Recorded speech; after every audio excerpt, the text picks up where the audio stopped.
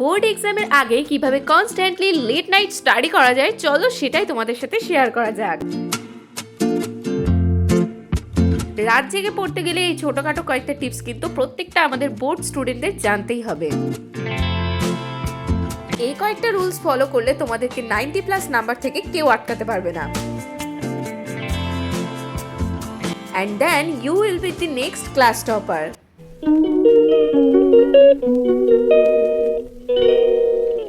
Hi everyone, Radhe Radhe সবাইকে। প্রত্যেকটা দিন যেভাবে চোখের পলকে চলে যাচ্ছে, তোমাদের এক্সামের টেনশন আরো বেড়ে যাচ্ছে, তার সাথে তোমাদের পড়ার চাপও বেড়ে যাচ্ছে। তাই তোমাদের প্রচুর ডিমান্ড ছিল, দিদি এক্সামের আগে একটা লেট নাইট স্টাডি রুটিন অবশ্যই দাও, নাহলে এক্সামের পর দিয়ে আর কোনো লাভ হবে না। তবে বিশেষ করে এই উইন্টারে তো লেট নাইট স্টাডি করা একটা বিশাল চ্যালেঞ্জিং ব্যাপার বলতে পারো। তবে আমিও বেশ কিছুদিন ধরে রাত জেগেই পড়ছি, তাই ভাবলাম চলো তাহলে এই রুটিনটা তোমাদের সাথে শেয়ার করে ফেলি। তো সবার ফার্স্টে তো আমি আমার ডিনারটা কমপ্লিট করে নিচ্ছি। আগের নাইট রুটিনে তো তোমাদেরকে আমি ডিনারের জায়গায় ব্রেকফাস্ট বলে দিয়েছিলাম, যার জন্য তোমরা অনেকেই বলছিলে যে দিদি এটা ব্রেকফাস্ট হবে না, ডিনার হবে। তো হ্যাঁ, আমি ভুল করে ওটা করে ফেলেছিলাম। আচ্ছা, তো যেই দিন তোমরা চিন্তা করবে আজকে লেট নাইট স্টাডি করব, সেই দিন একটু নিজেদের ডিনার টাইমটা এগিয়ে করবে, মানে 9টা থেকে 9:30টার মধ্যে করে ফেলবে। কারণ রাত জেগে পড়ার ক্ষেত্রে আমরা রাতে যেটা খাবো সেটা কিন্তু আমাদের ডাইজেস্টিং সিস্টেমে প্রবলেম হতে পারে, যার জন্য আগের থেকে যদি খেয়ে নাও তাহলে আর সেই প্রবলেমটা হবে না। তারপর নর্মালি তো আমার থালাটা ভালো করে মেজে রেখে দিয়েছিলাম, একেবারে কাজটা কমপ্লিট করে সোজা চলে এসেছি ওপরে মায়ের ঘরে। তার মাঝখানে ফোনটা চার্জেও দিয়েছিলাম, কারণ আজকে আমাকে পুরোটাই অনলাইন ক্লাস করতে হবে। আর খাওয়ার পরপরই এখন যেহেতু পড়তে বসবো না, আর ঘুমানোর আগে পড়া শেষ করে আমাদের একদমই ইচ্ছে থাকে না তখন কোনো স্কিন কেয়ার করতে, তাই ডাইরেক্ট এখন আমার স্কিন কেয়ারটা কমপ্লিট করে ফেলবো। তাছাড়াও দেখবে তোমরা ঘুমোতে যাওয়ার কিছুক্ষণ আগে যদি নিজেদের কোনো স্কিন কেয়ার বা ক্রিম কিছু অ্যাপ্লাই করো, তাহলে সেটা বেশিরভাগটাই তোমাদের বালিশে কিংবা যে কোনো জায়গায় মিশে যায়, যার জন্য প্রপার সেই ক্রিমে তোমাদের এফেক্ট পড়ে না।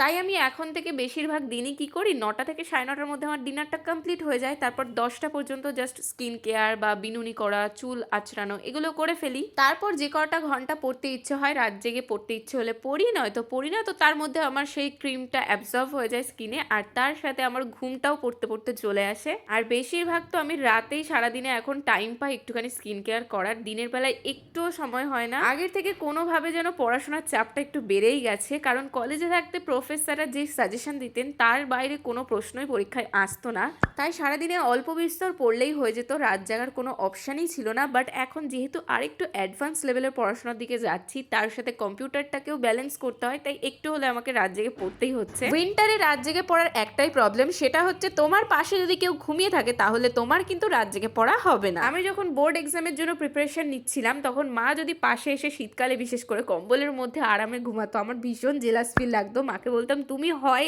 উঠে বসো আর নয়তো পাশের ঘরে চলে যাও, নাহলে আমার পড়া আজকে রাত্রে একদমই হবে না। বাট সেটা কিছু ক্ষেত্রে হয়তো মা মেনে চলতো, বাট সবসময় হয় না। স্বাভাবিকভাবেই তারা কত রাত জেগে থাকবে বলো। তবে আমি বিছানায় বসে খুব একটা রাত জেগে পড়ার চেষ্টা করতাম না, তাতে আমার আরো বেশি ঘুম পেতো। তবে ইদানিং দেখছি আমার বিছানায় খুব একটা প্রবলেম হচ্ছে না বলে এখানেই স্টাডিটা করছি। আগে তো আমি ঠান্ডা মেজের উপরেই চট বিছিয়ে পড়তে বসতাম, ঠান্ডা মেঝেতে বসলে অনেকটাই ঘুমটা কেটে যেত। বাই দি ওয়ে, তোমরাও যদি খাটের উপরই পড়তে বসতে চাও তাহলে অবশ্যই একটা কাঠের টুল কিংবা টেবিল যে কোনো কিছু তোমরা ইউজ করতে পারো, কারণ বিছানার ওপর বই রাখলে অনেকটাই চোখের সাথে যে আমাদের বইয়ের কানেকশন সেটা অনেকটাই বেশি বেড়ে যায়, যার জন্য আমাদের মাথা ঝুঁকিয়ে পড়তে গেলে অনেক সময় ঘুম পেয়ে যায়। তাই স্টাডি টেবিল ইউজ করলে তোমাদের বইটা যখন একটু হলেও চোখের থেকে ডিস্টেন্সে কম থাকবে, তখন দেখবে ঘাড় নিচু করেও পড়তে হবে না, তাছাড়া তোমাদের একটু হলেও পড়ার প্রতি মনোযোগ থাকবে। তো এর মাঝখানে আমি তো আমার টু ডু লিস্টটা তৈরি করে নিয়েছি, যেটা আমাদেরকে মাস্ট করতেই হবে রাত জেগে পড়তে গেলে। টু ডু লিস্টে অবভিয়াসলি সেইগুলোই অ্যাড করবে যেগুলো তুমি প্রপার কমপ্লিট করতে পারবে আজ রাতের মধ্যে। আমি যেমন আমার টু ডু লিস্টের ফার্স্টেই দিয়েছিলাম যে ম্যাথ প্র্যাকটিস করব, সেটা হচ্ছে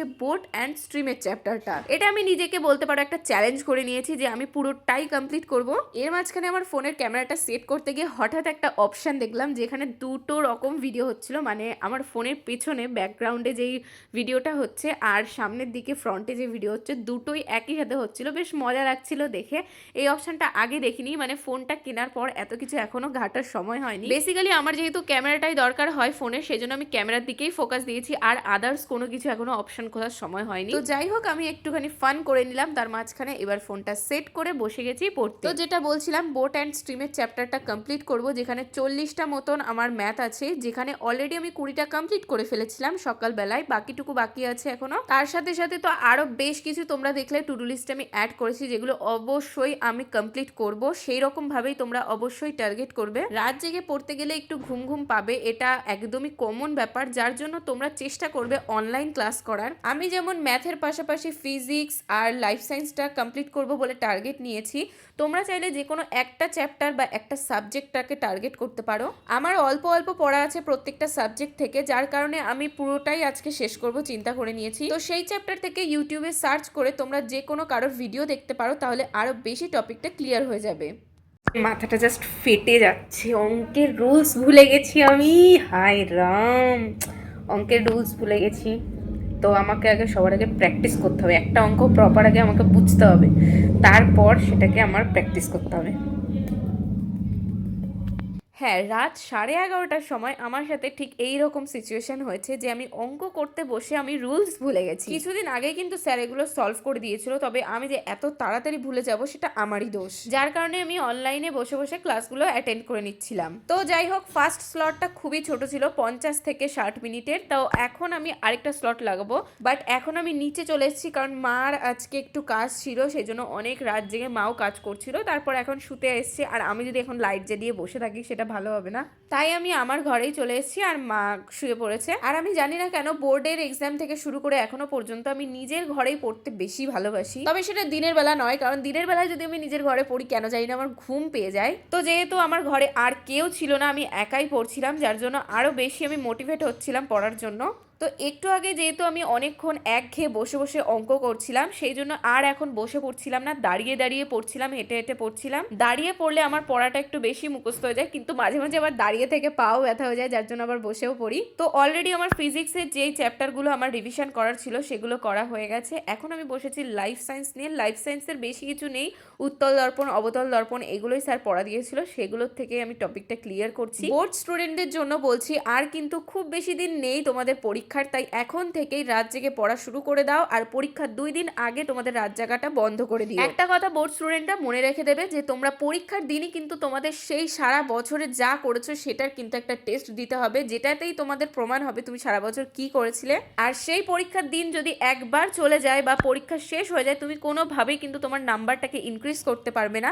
তাই এখন থেকেই শুরু করে দাও, যত খুশি তোমরা যা সাজেশন আছে সবগুলো পড়া শুরু করে দাও। আশা করি অলরেডি পড়া তো হয়েই গেছে, শুধু রিভিশন দেওয়া বাকি। তো এইভাবেই পড়তে পড়তে নিজেদের বেসিকটাকে ক্লিয়ার করে ফেলো। আর তোমরা যারা ভাবছো হয়তো যে ফ্রেন্ডসের উপর নির্ভর করেই এক্সামটা দেবে, তারা খুব বড় ভুল করছো, ভীষণভাবে পস্তাবে, পরে বুঝতে পারবে। তারপর তো আমি এই ফিল্টারটা দেখে অবাক হয়ে গেছি, যে একটু আগে যদি দেখতাম তাহলে এতেই ভিডিও করতাম। তো যাই হোক, আজকের ভিডিওতে কিন্তু আমি কোনো আউ ফাউ কোনো কাজ দেখাইনি, শুধুমাত্র স্টাডি স্টাডি স্টাডি। আর জানি বোর্ড এক্সামের স্টুডেন্টদের জন্য স্টাডি ছাড়া আর কিচ্ছু করার এখন সময় একদমই নেই। যদি তোমরা এইরকমই লং ভিডিওতে বেশি বেশি স্টাডিটাই চাও, তাহলে অবশ্যই কমেন্টে জানিও। আমি চাই আমার পাশাপাশি তোমরাও খুব ভালো রেজাল্ট করো।